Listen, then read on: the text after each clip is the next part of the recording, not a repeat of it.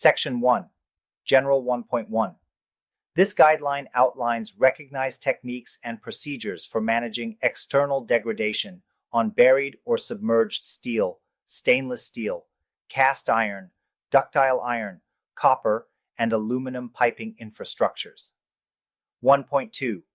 This document is designed to act as a reference for defining criteria for the prevention of external corrosion in the following systems.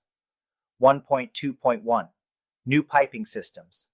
A validated approach to corrosion prevention, e.g., protective coating combined with cathodic protection, CP, should be incorporated during the initial planning and maintained throughout the operational lifespan of the piping system, unless assessments demonstrate that corrosion prevention is unnecessary.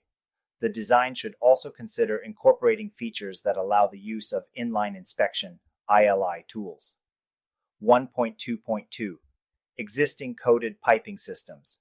Cathodic protection (CP) should be implemented and sustained, including maintaining the integrity of the coating as required, unless assessments confirm that CP is unnecessary. Refer to Section 3. 1.2.3. Existing uncoated piping systems. Investigations may be conducted to evaluate the extent and progression of corrosion on uncoated piping systems. If these evaluations reveal that corrosion jeopardizes the safety or cost-effectiveness of the system, appropriate measures for corrosion prevention must be enacted. 1.3. The directives outlined in this standard are intended to be executed under the supervision of qualified individuals. Such individuals, through their expertise in physical sciences, engineering principles, and mathematics, acquired via formal education and practical experience, are deemed competent to manage the prevention of corrosion in underground or submerged metallic piping systems.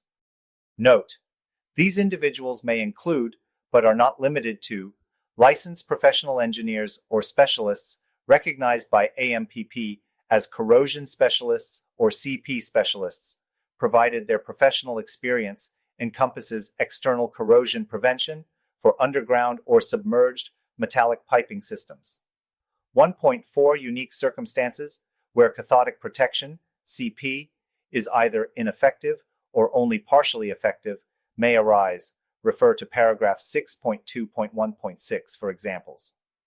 Exceptions to this standard might be justified in certain cases if corrosion control professionals with decision-making authority can demonstrate that the objectives stated in this guideline have been successfully met. 1.5.